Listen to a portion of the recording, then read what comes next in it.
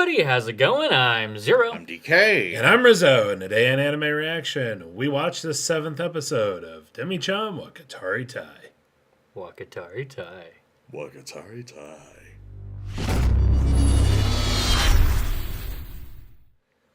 If you want to check out our reaction to the 7th episode of Interviews with Monster Girls, hit that link in the description below. And be sure to give us feedback in the comment section because we love hearing from you. And as always, if you like what you see, subscribe to Otaku Saga, and don't forget to like and share our videos. And thanks for watching.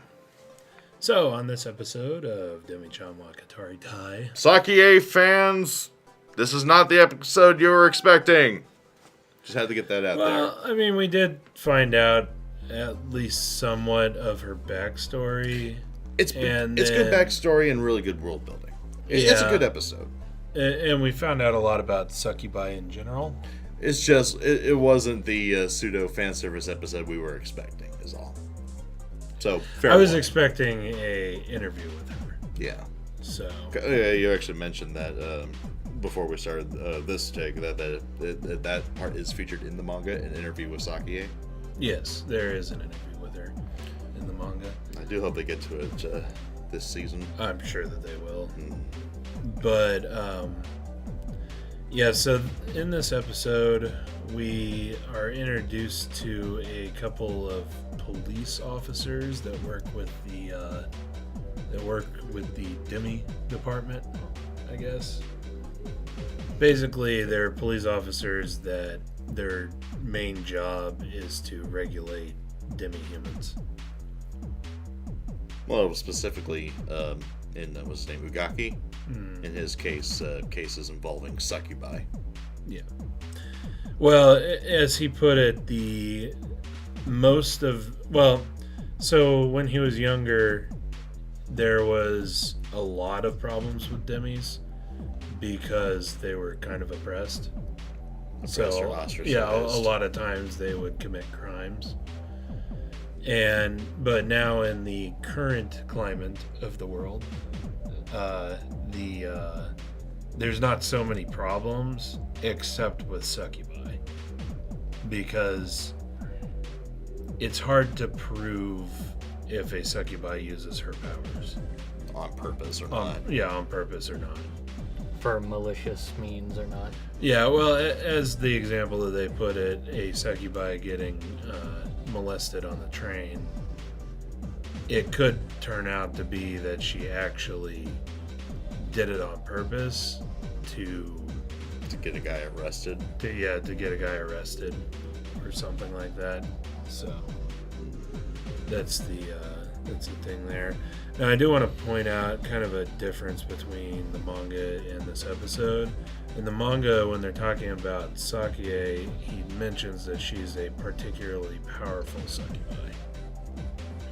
Well, I think we got a glimpse of that during her focus episode. I mean, she dozes off to sleep, and then every guy within a good 20-30 foot radius of her is basically having a wet dream all of a sudden. Yeah. So, well, and then also the fact that, like, she has to dress up in that tracksuit. If she unzips just a little bit, then... Sploosh. Well, as we saw in this episode with that one student, that background student who always shows up, Student A. Student A. But as we saw with him, like, he accidentally walked by when she had unzipped and was fanning herself. And as he put it, being there in real life was very intense. So.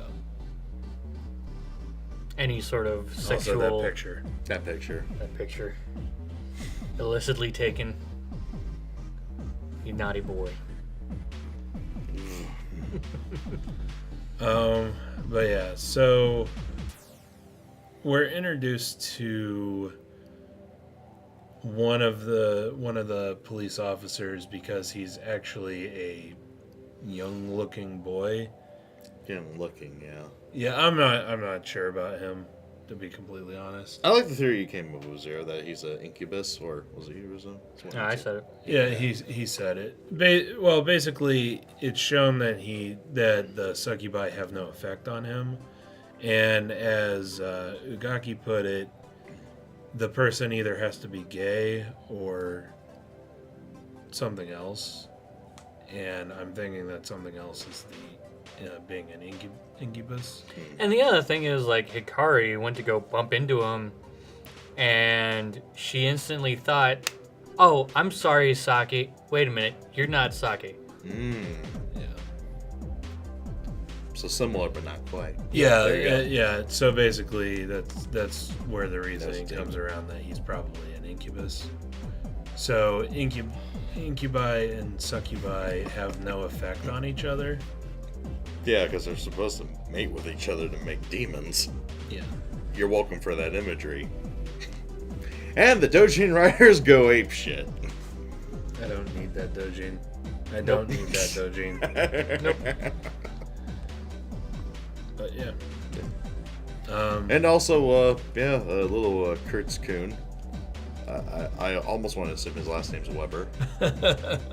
he has the martial arts skills, so he could probably beat Weber's ass. Oh my god. Well, Weber doesn't have any martial arts skills. Oh yeah, he's a sniper. Yeah, as shown in the towards the end of the first season of Full Metal Panic, he has almost no hand-to-hand combat skills. He's almost useless in a hand-to-hand combat fight. You'd think they'd train him on that. You'd think. But yeah, all right, yeah. Our younger Kurtz-kun would whip Weber's ass in a fight. He whips most people's ass in a fight, though. Goddamn. Yeah, that was pretty fucking impressive. Wall run up and then into a really exaggerated armbar, or like a reverse armbar. Yeah, and then not only that, running up the wall, kicking off the ceiling, Yeah. and pinning the guy to the ground. A full-grown man to the ground. Not only a full-grown man, a rather large full-grown man who reminds Hikari of a bear, who is bigger than Takahashi Sensei, Yeah. which is pretty impressive because he's supposed to be a pretty big dude. And as a police officer, so he has been trained in hand-to-hand combat. How big was Takahashi? I'm not sure if they've ever actually said, but He's at least... he's supposed to be taller than an average Japanese man, and he's pretty big. He has to be at least 6 foot something. He's a big dude. I'd probably put Takahashi somewhere around 6 foot or 6'1". So just for comparison, he's 6'2", he's 6'9". 8. Whatever. When you're my size, you want to go down, not up. You round down, not up. So yeah, I mean, Ugaki is probably like your size. Yeah, maybe. I Closer. think he might be a little shorter, but Maybe He in is a pretty between big dude. where me and Rizzo are height-wise. yeah. Yeah, big dude being pinned down by a small kid. Yeah. Somebody I mean, who looks like he could be in middle school. So yeah, I mean that was a really, really nice reverse armbar there. Yep. Let's see. What else about this episode? Takahashi's next smoker. And then yeah. totally used that as an excuse to go talk to Ugagi. Yeah. And then I like when they come out of the smoking room and Ugagi basically says, you have to be careful though, you never know what might make them hate you. And then Hikari runs up and I hate cigarette smoke! runs away.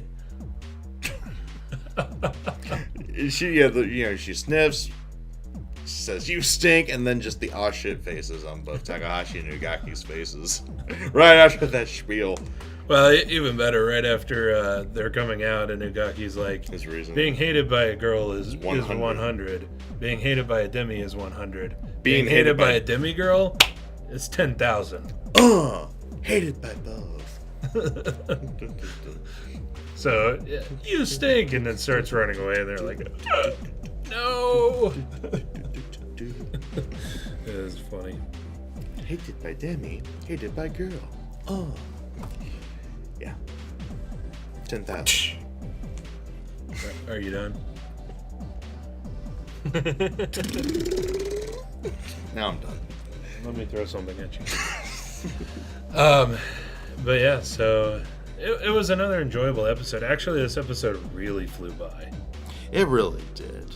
It was a disappointment for me. I did want, I want more. Saki.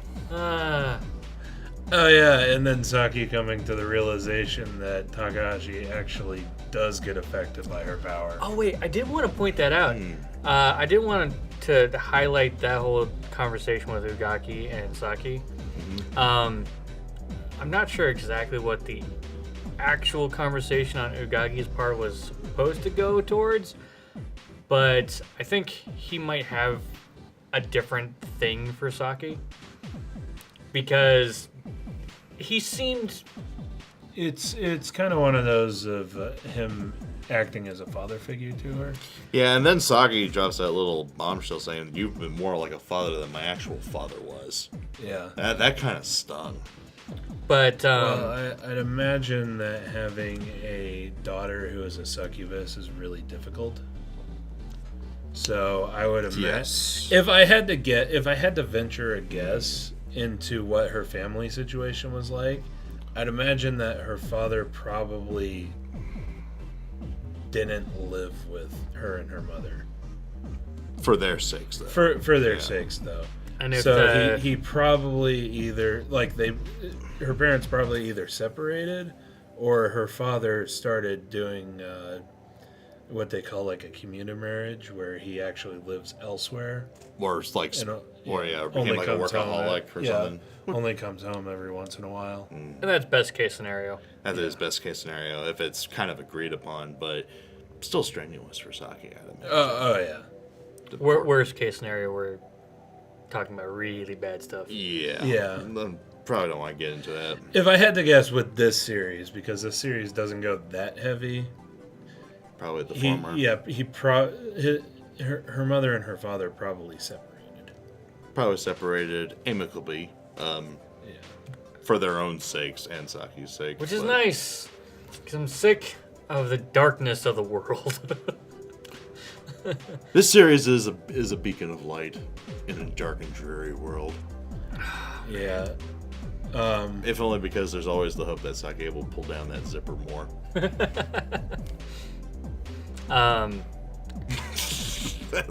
He looked like Yuki in this episode. He's like, I'm so tired of his bullshit.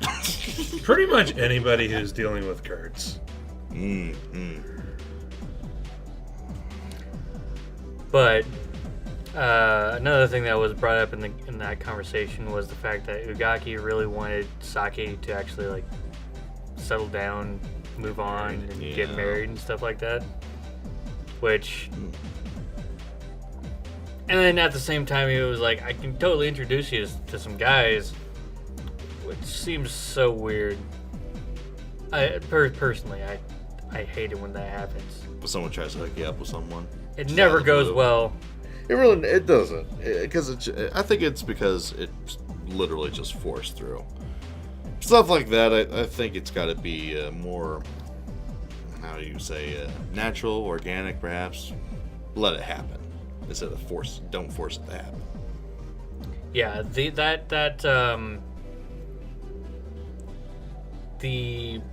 I can totally introduce you to somebody is, you'd say that to somebody who's desperate, who has no way of getting it otherwise. I'm sure Saki can manage without him.